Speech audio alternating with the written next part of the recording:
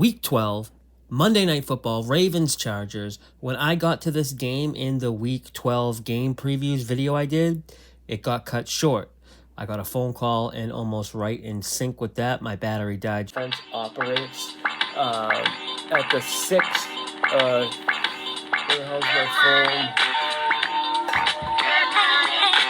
Sorry. What the hell?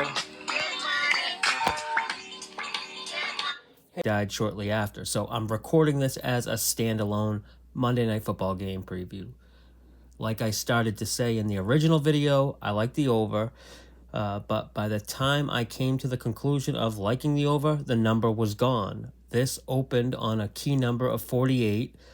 It's been bet up to the next key number of 51. So when I say the number is gone, I'm not talking about a regular 1 or 2 point line movement here. This has almost moved a full field goal. There's no chance I could ever bet over 50.5, which means I'd need 51 points to win after it opened 47.5 or 48. I just can't do that. And to be honest, if you're making NFL bets on the day of the game, you're really just flipping coins.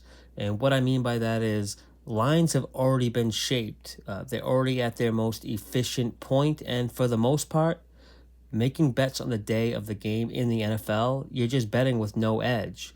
Flipping coins is a way to say a 50-50 shot, but in reality, with juice factored in, we know it's not actually a true 50-50 proposition, because when we win one and when we lose one, we're still down money. But back to why there is no edge, really. Let's say, I'll use an example here. Let's say you're at work Monday morning. You're doing research for the Monday Night Football game later on that night. You found some good information on your research. It's pointing you towards betting the under because, I don't know, you said you read about both head coaches or an offensive coordinator. They talked about how they're going to go real run heavy as far as their game plan. They're going to play at a slower pace than normal. And you also notice the weather looks pretty bad. This is all really good information. But by game day, it's already been factored into the total. Everything's already been factored into the number by game day. That's why NFL spreads and over-unders are considered to be the most efficient numbers or the sharpest, most accurate numbers, because every bit of information has already been factored into the lines. But that's not always the case the days leading up to the game. If you had that same information 2 or 3 days prior to the game, the line probably wouldn't be fully adjusted for this info yet. Just like with me liking the over in the Ravens-Chargers game on Monday night, the reasons why I like the over is I think both offenses will have success moving the ball. The Chargers defense just isn't as good as they show up on paper, and the Ravens defense on paper just simply isn't good at all, but they've lost the brains behind their historically good defense a season ago, with defensive coordinator Mike Macdonald taking the head coaching job in Seattle. Baltimore has gone from first place in almost every meaningful defensive metric to now the bottom 8 in those same metrics. When the Chargers have the ball, Justin Herbert is going to face a pass defense that ranks 25th in EPA and also dead last in defending explosive pass plays. Explosive pass plays just means pass plays of 20 yards or more. Chargers have been passing a lot more since their bye week, and their offense is operating at a full 6 seconds faster snap-to-snap post-bye compared to their pre-bye. Chargers were the definition of an under team pre-bye, and now they're pretty much the definition of an over team. But here's the problem. If you and I notice this, and we're talking about this right now, the smart people working at the sports books have also realized this as well, and they've adjusted the totals up for any games really involving the Chargers recently. This new style of play for the Chargers also forces opposing offenses to increase their pace of play. We just saw the Bengals play at their fastest pace per snap game of the season versus the Chargers. And the Ravens are really just a great partner for overs, too, because when they fall behind in games, they pick up their pace dramatically. Chargers and Herbert should have no problem putting up points versus Ravens defense. That's going to be on the second leg of a back-to-back road game, traveling cross-country, while the Chargers have been sitting at home for 3 straight home games.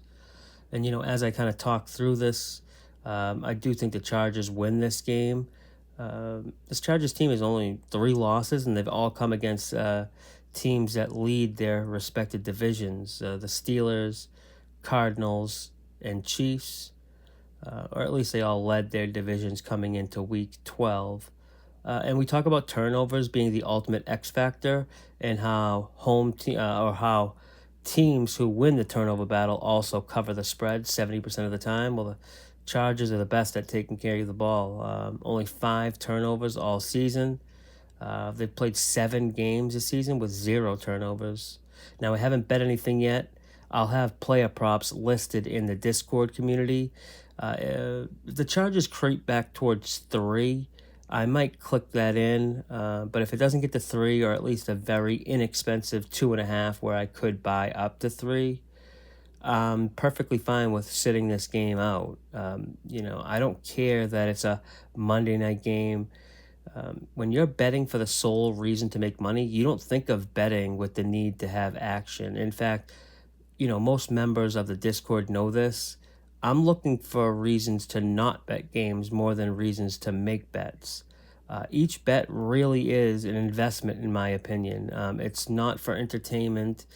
Uh, Probably one of the most recognizable traits of like a losing bettor or like a square bettor is just the need for action, or forcing bets because it's Sunday night or Monday night, and the thought of not having bets on like a Monday night football game is crazy to them. And I understand 90% of people listening to this, fall under that category. And that's really totally fine if sports betting is a form of entertainment, and you just enjoy having a few dollars at risk for the game. There's nothing wrong with that at all. And I'm not even throwing like shade to those people either. When I go on these rants, I'm speaking from the perspective of someone who's already been through that stage, and wants more out of it, and speaking to bettors who want to try at the very least lose fewer bets long term. But it takes a lot of years of losing to start thinking this way. Most people don't even track their bets to understand just how much they're actually losing betting sports. I had no clue until I started tracking every bet I made, and it wasn't until I did that I wanted to do it the right way. I think eventually, you kind of get sick of losing and want to try something different. And that seems to be where a lot of the new members that joined the betting network are at in their sports betting journey, just trying something different.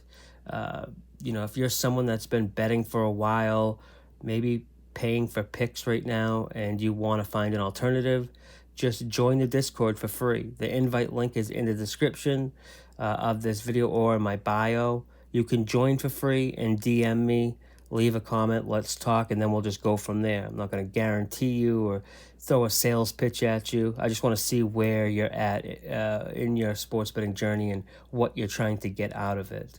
Hope to see some of you in there. If not, until next time, good luck with your bets.